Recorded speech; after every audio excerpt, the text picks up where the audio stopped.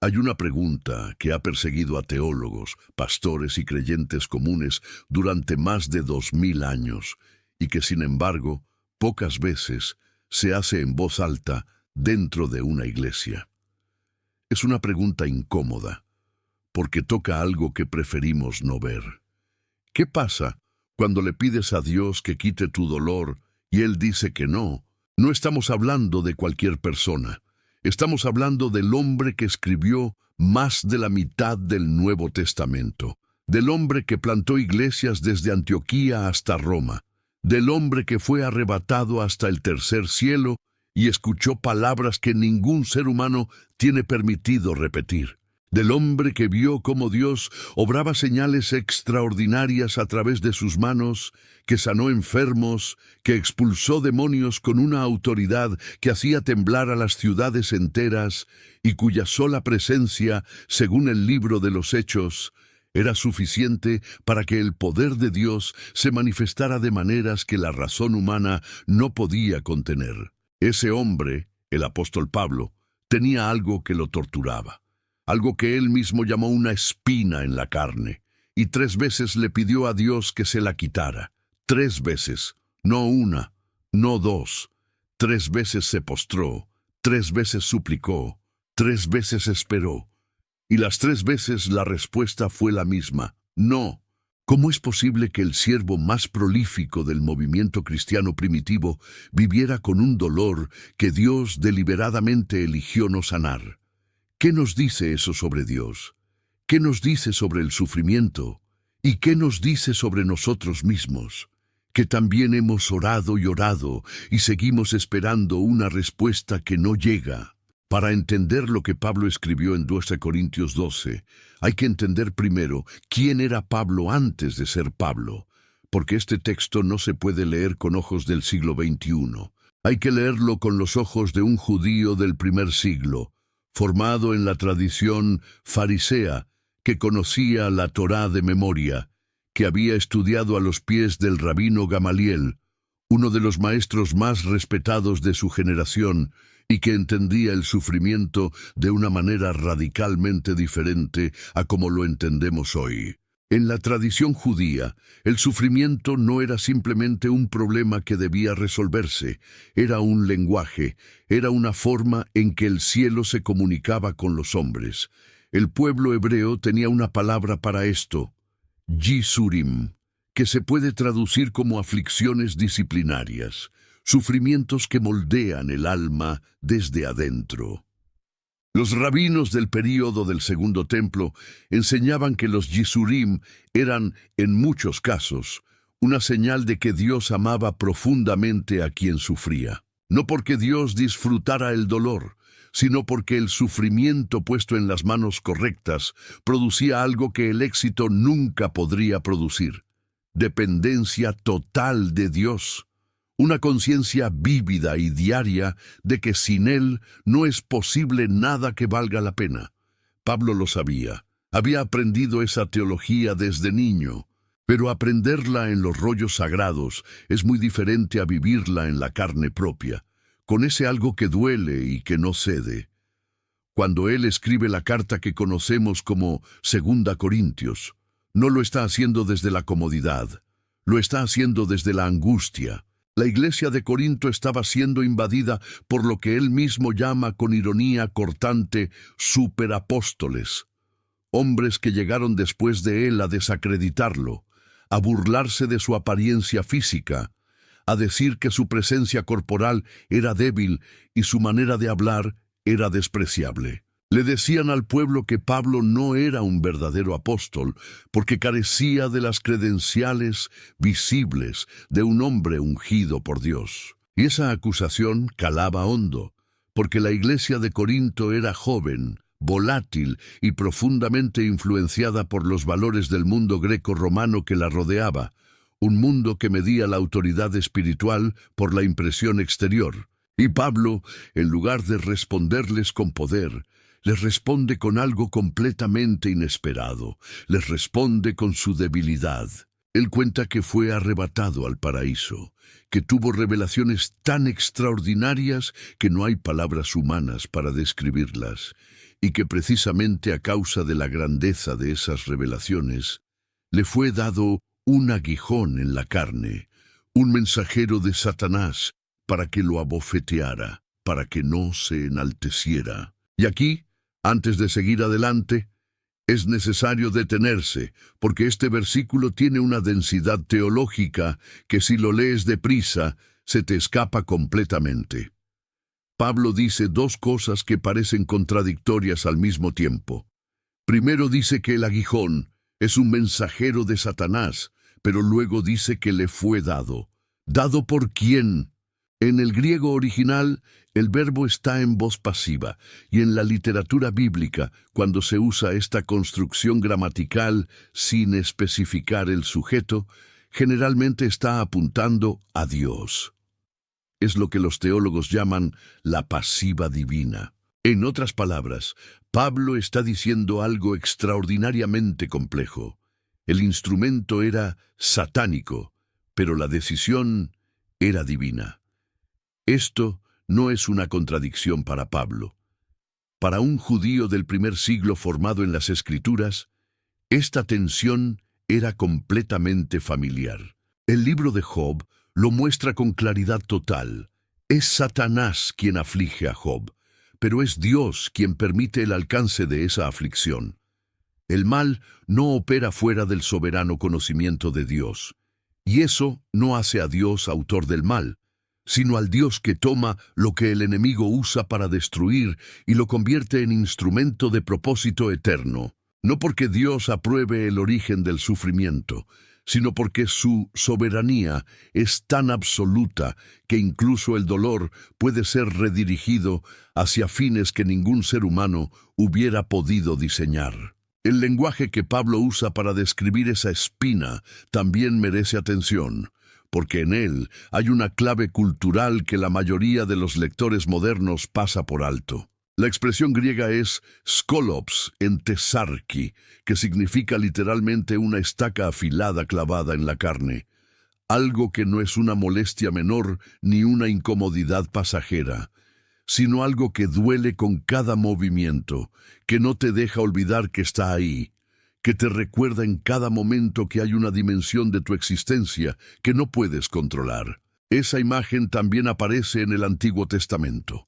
En Números 33:55, Dios advierte a Israel que si no expulsa a los habitantes de Canaán, esos pueblos serán aguijones en sus ojos y espinas en sus costados. La imagen era de algo que debilita desde adentro, que limita la capacidad de avanzar con libertad total. Pablo, con toda su formación en las Escrituras, conocía esa imagen perfectamente. Y al usarla para describir su propia experiencia, estaba situando su sufrimiento personal dentro de la narrativa más amplia del pueblo de Dios. Un pueblo que frecuentemente avanza no en ausencia de obstáculos, sino en medio de ellos, sostenido por algo que no viene de sí mismo. Y aquí llega la pregunta que ha dividido a intérpretes desde los primeros siglos. ¿Qué era exactamente esa espina? La Biblia, con una sabiduría que solo se entiende con el tiempo, deliberadamente no lo dice. A lo largo de la historia, los estudiosos han propuesto decenas de posibilidades. Muchos apuntan a una enfermedad ocular y tienen razones textuales para ello. En Gálatas 4:15, Pablo escribe a esa iglesia con una expresión llamativa. Les dice que ellos habrían estado dispuestos a sacarse los propios ojos y dárselos. Y al final de esa misma carta, menciona que les escribe con letras grandes de su propia mano, algo que algunos interpretan como una señal de dificultad visual severa. También en Hechos 9, cuando Pablo cae al suelo en el camino a Damasco y una luz del cielo lo envuelve, queda ciego por 3 días, y hay quienes sugieren que esa experiencia dejó consecuencias permanentes en su visión. Otros intérpretes han propuesto la epilepsia, argumentando que ciertas descripciones de sus estados de éxtasis podrían corresponder a experiencias neurológicas intensas. Otros hablan de fiebres recurrentes contraídas en sus viajes por regiones palúdicas de Asia Menor. de dolores crónicos, de problemas de dicción que explicarían por qué él mismo admite en 2 Corintios 10:10 que su palabra en persona no impresiona. Y hay quienes incluso sugieren que la espina no era física sino relacional, quizás la carga emocional de haber sido el perseguidor de la iglesia antes de su conversión, la memoria viva de los hombres y mujeres que sufrieron por su causa antes de que la gracia lo alcanzara en el camino a Damasco. Pero la Biblia calla, y ese silencio no es un error. Ese silencio es parte del mensaje, porque si la Biblia hubiera dicho que Pablo tenía una enfermedad ocular específica, el texto habría hablado solo a quienes tienen problemas en los ojos. Al no decirlo, Pablo se convierte en espejo de todo aquel que sufre algo que no puede nombrar con precisión, algo que lo acompaña a pesar de sus oraciones, algo que no tiene cura visible ni explicación completamente satisfactoria. Esa ambigüedad no es debilidad literaria, es precisión pastoral de altísimo nivel, porque garantiza que cada generación, en cada cultura, en cada tipo de sufrimiento, pueda verse reflejada en ese versículo y encontrar en él algo que le habla directamente. Y ahora viene la parte que más duele. Pablo le pidió al Señor 3 veces que se lo quitara. El verbo que usa en el griego es parekalesa, que no es una petición casual ni una solicitud hecha de paso. Es la misma raíz de parakaleo, suplicar con urgencia, implorar desde el fondo de la necesidad, el mismo tipo de ruego que se usa cuando alguien clama porque no tiene otra opción, y lo hizo 3 veces. En la tradición judía, el número 3, en el contexto de la oración, tenía un peso específico, simbolizaba completitud y seriedad genuina, una búsqueda real y sostenida. No estamos hablando de alguien que oró distraídamente y luego siguió con su día. Estamos hablando de alguien que buscó la respuesta con toda la intensidad de la que era capaz, que se presentó ante Dios con su dolor en las manos y no lo soltó hasta recibir una respuesta. Y Dios le dijo que no. Pero la respuesta de Dios no fue un silencio frío ni una negativa sin más. Fue una de las frases más densas y más poderosas de toda la Biblia. Dios le dijo: «Mi gracia te basta, porque mi poder se perfecciona en la debilidad». Y estas palabras, en su contexto cultural y lingüístico, son absolutamente revolucionarias. La palabra que se traduce como gracia en el griego es charis, pero en el mundo del primer siglo, charis tenía una dimensión que en español moderno perdemos con facilidad. La charis no era solo un sentimiento amable de parte de Dios, ni una actitud de benevolencia general. Era una fuerza activa, una capacidad impartida, una energía sobrenatural que habilitaba al receptor para hacer lo que por sí mismo sería imposible. Cuando Dios le dice a Pablo: «Mi charis te basta», le está diciendo en esencia que lo que Él le da es suficiente para sostenerte, para hacerte funcionar, para que cumplas tu propósito, aunque el aguijón permanezca. No es una promesa de comodidad, es una promesa de capacitación divina en medio de la limitación, algo cualitativamente diferente a simplemente quitar el problema. Y luego, Dios añade algo que en el pensamiento greco-romano del siglo I era completamente escandaloso: que su poder se perfecciona en la debilidad. El mundo greco-romano tenía una obsesión con la fortaleza. Los líderes debían ser fuertes, elocuentes, imponentes, físicamente impresionantes. Un hombre débil no tenía autoridad moral para enseñar a otros, porque en esa cultura la apariencia externa era señal del estado interior. Por eso, los adversarios de Pablo en Corinto atacaban precisamente su debilidad física. Para ellos, si Pablo fuera realmente enviado de Dios, Dios lo haría fuerte, saludable, impresionante ante los ojos del mundo. Y Dios responde con exactamente lo contrario. No dice que la debilidad de Pablo sea una inconveniencia que él tolera pacientemente. Dice que la debilidad es el canal específico que elige para que la gloria sea inequívocamente suya. Cuando alguien ve a un hombre fuerte hacer cosas extraordinarias, puede atribuirlo a la fuerza del hombre.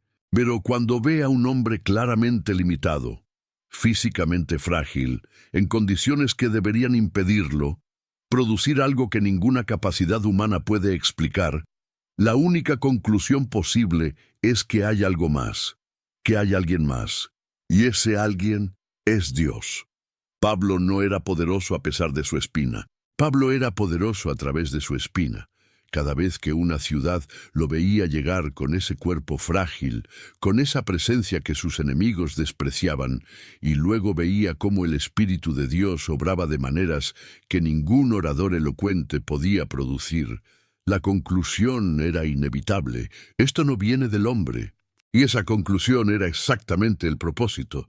Pablo mismo lo expresa con una claridad que no deja espacio a la interpretación cuando escribe en 2 Corintios 12, 9, 10, que se gloría en sus debilidades para que el poder de Cristo repose sobre él, que por amor a Cristo se goza en las debilidades, en afrentas, en necesidades, en persecuciones, en angustias, porque cuando es débil, entonces es fuerte. Para entender por qué Pablo podía decir esto sin que suene a resignación o a autoengaño, hay que entender el marco teológico judío que él tenía grabado en el alma. En el judaísmo del Segundo Templo existía una comprensión muy clara de que Dios frecuentemente obraba de maneras que invertían las expectativas humanas. El Dios de Israel era el Dios que escogía al menor de los hermanos, que levantaba al humillado, que usaba lo débil para avergonzar a lo fuerte. Moisés tenía dificultad para hablar y sin embargo habló delante del faraón. Gedeón pertenecía a la familia más pequeña de la tribu más pequeña y fue llamado a liberar a Israel. David era el último al que su propio padre presentó ante Samuel, el que nadie esperaba, y fue escogido rey. Jeremías era un joven que decía no saber hablar y se convirtió en profeta en uno de los momentos más oscuros de la historia hebrea. El patrón era consistente a lo largo de toda la Escritura. Dios no buscaba la autosuficiencia, buscaba la disponibilidad. Y la disponibilidad más profunda se produce en la persona que sabe que no puede, que ha intentado todo y ha llegado al límite de sus propias fuerzas, y que en ese límite elige seguir confiando. Pablo había llegado a ese límite. La espina lo había llevado ahí. Y en ese límite, en lugar de amargura, encontró algo que no se puede comprar ni fabricar. Encontró la presencia de Cristo de una manera que los días de fortaleza no le habían dado.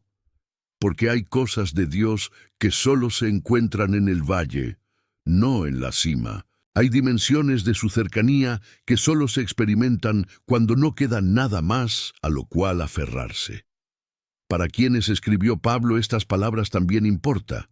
Corinto era una de las ciudades más cosmopolitas, ricas y moralmente complejas del Imperio Romano.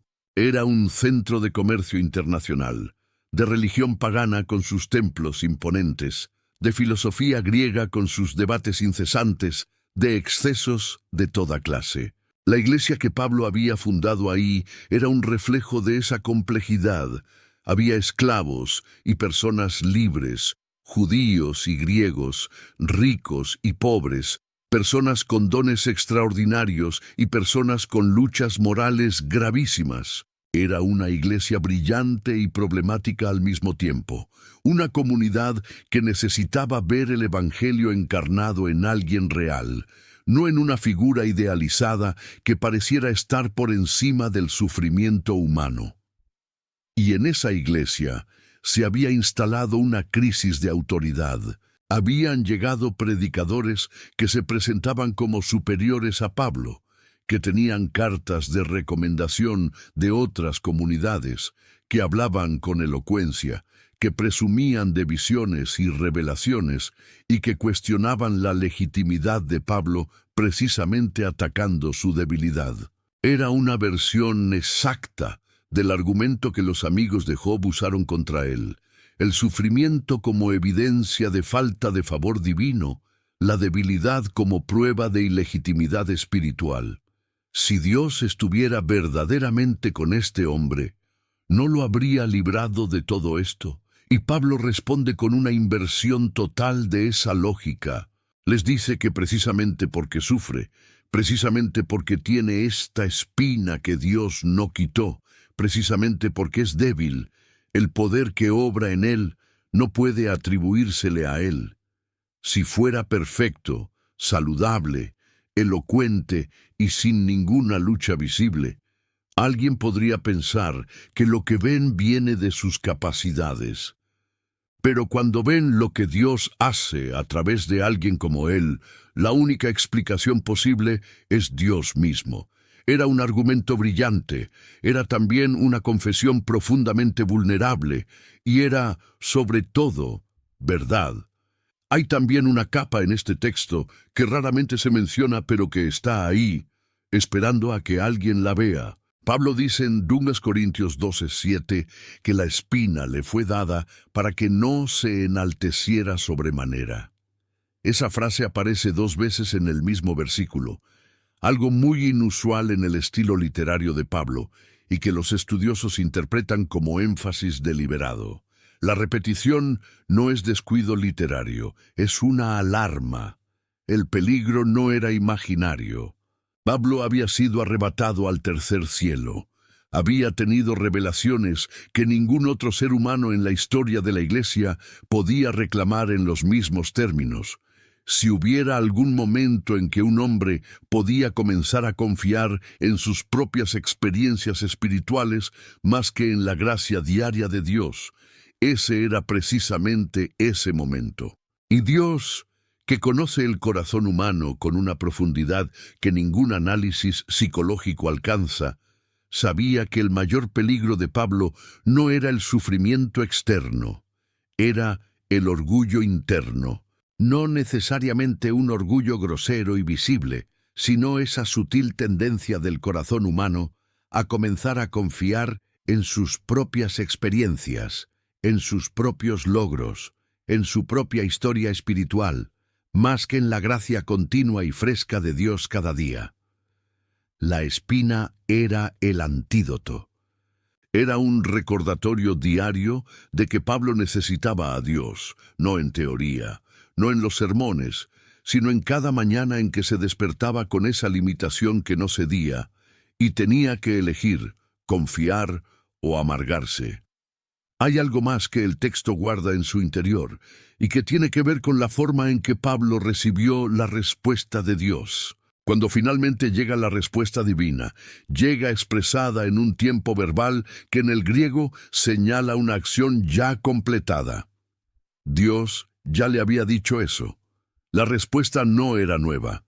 Era una verdad que ya había sido pronunciada y que ahora Pablo necesitaba volver a escuchar y volver a abrazar. Eso dice algo importante sobre la forma en que Dios se comunica con sus siervos. No siempre la respuesta llega en el momento exacto en que preguntamos. A veces la respuesta ya fue dada, y lo que necesitamos no es una nueva palabra del cielo, sino la valentía de volver a confiar en la que ya recibimos. Pablo ya sabía que la gracia de Dios era suficiente. Lo había predicado en docenas de ciudades, lo había escrito en cartas que llevan su nombre hasta hoy. Pero hay una diferencia enorme entre predicar una verdad y necesitar vivirla en tu propia carne dolorida, en tu propio cuerpo que no responde como quisieras, en esa limitación que regresa cada mañana sin importar cuánto hayas orado la noche anterior. Y en ese proceso de volver a creer lo que ya sabía, Pablo estaba demostrando algo que la tradición judía llama emuná, que se traduce frecuentemente como fe, pero que en realidad significa algo más cercano a fidelidad sostenida, una confianza que no es un evento único, sino una práctica diaria, una postura del alma que se renueva cada mañana frente a las mismas circunstancias que no cambiaron durante la noche. Esa elección repetida fue la que formó el carácter de Pablo. No las revelaciones extraordinarias, no los milagros que otros presenciaron, la espina, el dolor que no se fue, la limitación que lo obligaba a depender de Dios cada día como si fuera el primero. Hay una idea en la cultura judía que resume todo esto de una manera que no tiene equivalente exacto en español. Es el concepto de Kabod Hashem, la gloria del nombre, la reputación de Dios manifestada en la tierra a través de la vida de sus siervos. Para el pensamiento hebreo, el propósito profundo de la vida del creyente era ser un vehículo de Kabod Hashem, que los que te rodean vieran en ti algo que los hiciera levantar los ojos hacia el Dios que representas. Pablo entendía su espina exactamente en esos términos. Cada vez que alguien lo veía sufrir y sin embargo seguir, cada vez que alguien lo veía débil y sin embargo lleno de una alegría que no tenía explicación lógica, cada vez que alguien lo veía con sus limitaciones y aún así operando en una autoridad espiritual que claramente no venía de él, ese alguien estaba presenciando Kabod Hashem. Estaba viendo la gloria de Dios refractada a través de una vasija quebrada. Y esa es la paradoja más hermosa y más difícil del Evangelio, que Dios elige las vasijas quebradas no a pesar de su quebradura, sino precisamente por ella, porque la quebradura es la que deja pasar la luz. Y aquí es donde el mensaje cruza los 2000 años y llega directamente a quien está escuchando esto ahora mismo, porque hay personas que llevan años orando por algo que no cambia, una enfermedad que los médicos no pueden explicar del todo, una relación rota que no logra sanar a pesar de todo el esfuerzo, una lucha interna que regresa una y otra vez, aunque uno haya orado, ayunado, buscado consejo y hecho todo lo que sabía hacer. Una circunstancia que no mejora aunque uno trabaje con honestidad y confíe en Dios. Una soledad que permanece incluso dentro de una iglesia llena de gente. Y la pregunta que muchos no se atreven a decir en voz alta es esta: ¿y si Dios no va a quitarlo? No como señal de abandono, no como evidencia de que Dios no te ama, sino como la decisión soberana de un Dios que ve más allá de lo que tú puedes ver, que conoce lo que el orgullo haría contigo si todo funcionara perfectamente, que sabe exactamente cuánta dependencia necesitas de Él para no desviarte del camino, y que ha decidido que su presencia en medio de tu dolor vale más que la ausencia de ese dolor. Eso no es fácil de aceptar. Pablo tampoco lo aceptó inmediatamente. Pidió 3 veces. Eso nos da permiso de hacer lo mismo. La oración persistente no es falta de fe, es fe ejerciéndose en la oscuridad. Pero en algún punto, cuando la respuesta ha llegado, la madurez espiritual consiste en hacer lo que Pablo hizo, no resignarse amargamente, sino redefinir la victoria. Para Pablo, la victoria no era la ausencia de la espina. La victoria era la presencia de Cristo reposando sobre él en medio de la espina. Y hay una diferencia enorme entre esas dos cosas. Cuando Dios te quita el problema, la gloria naturalmente se va con el problema. Pero cuando Dios te sostiene en medio del problema, la gloria se queda contigo indefinidamente, porque todos los que te observan ven algo que no tiene explicación natural. Sería deshonesto terminar aquí sin reconocer que esto no es fácil. No es fácil cuando el médico te da un diagnóstico que no tiene la palabra curable en ninguna parte. No es fácil cuando llevas años en una situación que prometiste sacar adelante y esa situación sigue rota a pesar de todas tus oraciones y todos tus esfuerzos. No es fácil cuando ves a alguien que amas alejarse y oras noche tras noche y el silencio del cielo pesa como una losa. En esos momentos, escuchar que la gracia basta puede sonar vacío, puede sonar a palabras bonitas que no pagan deudas, que no sanan lo que duele, que no cambian lo que parece inamovible. Y aquí es donde el texto de Pablo nos desafía en el nivel más profundo.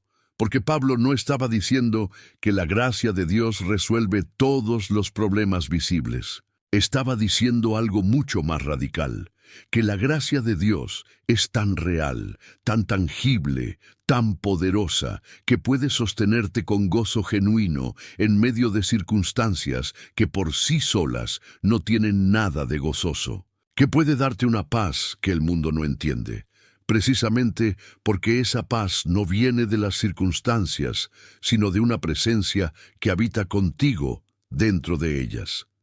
Eso no se puede fabricar. No se puede producir con disciplina mental ni con técnicas de optimismo. Es el fruto de una relación con Dios, que ha sido probada en el horno del sufrimiento, que ha sobrevivido las noches de duda y los días de silencio, y que al otro lado de todo eso encontró algo que ya no puede perder, la certeza de que Dios es bueno, aunque las circunstancias no lo sean. Pablo llegó ahí. Y su testimonio, escrito desde ese lugar, sigue siendo hoy uno de los argumentos más poderosos a favor de la realidad de Dios que el mundo haya conocido. No porque describa un milagro espectacular, sino porque describe algo mucho más difícil de falsificar. Un hombre que sufrió genuinamente, que oró genuinamente, que no recibió lo que pedía, y que a pesar de todo eso siguió amando a Dios con más profundidad que antes. Porque cuando tú llegas al límite de lo que puedes hacer solo, y en ese lugar de vulnerabilidad total, eliges confiar, eliges seguir, eliges decir, aunque no entiendo, creo que tú eres bueno. En ese momento estás haciendo algo que no tiene explicación natural. Estás demostrando que tu fe no era transaccional, que no amabas a Dios solo por lo que Él podía darte, sino que lo amabas a Él. El Valle de Pablo fue una espina que nunca se fue, una oración que no recibió el sí que esperaba, y un Dios que en lugar de quitar el dolor, eligió llenar ese dolor de su presencia de una manera tan real, tan tangible, que Pablo terminó agradecido. No resignado, agradecido. Y esa diferencia lo es todo. Hay personas escuchando esto ahora mismo que llevan su propia espina. Quizás nadie más sabe qué es. Quizás ni tú mismo puedes ponerle nombre con claridad. Pero está ahí, y has orado, y sigues esperando. Esta historia de Pablo es para ti. No para decirte que Dios nunca va a responder, sino para recordarte que a veces la respuesta más profunda que Dios da no es quitar lo que duele, sino entrar en ese dolor contigo y decirte, aquí estoy. Mi gracia es suficiente. Lo que yo te doy es más que lo que tú crees que necesitas. Esa fue la voz que Pablo escuchó, y esa voz lo cambió todo. Puede cambiarte a ti también. Cuéntanos desde dónde nos estás escuchando hoy. Escribe en los comentarios tu ciudad, tu país, tu historia, si quieres compartirla. Nos llena saber que esta palabra está llegando a lugares que nunca imaginamos, a personas que quizás nadie más está alcanzando en este momento. Este espacio es tuyo. Y si la historia de Pablo tocó algo dentro de ti, si viste en él algo de tu propia vida, cuéntanoslo. Porque la comunidad se construye cuando dejamos de fingir que todo está bien y empezamos a ser honestos sobre las espinas que llevamos, como Pablo, como todos. Dios te ve, Dios te conoce, y su gracia hoy es suficiente para ti.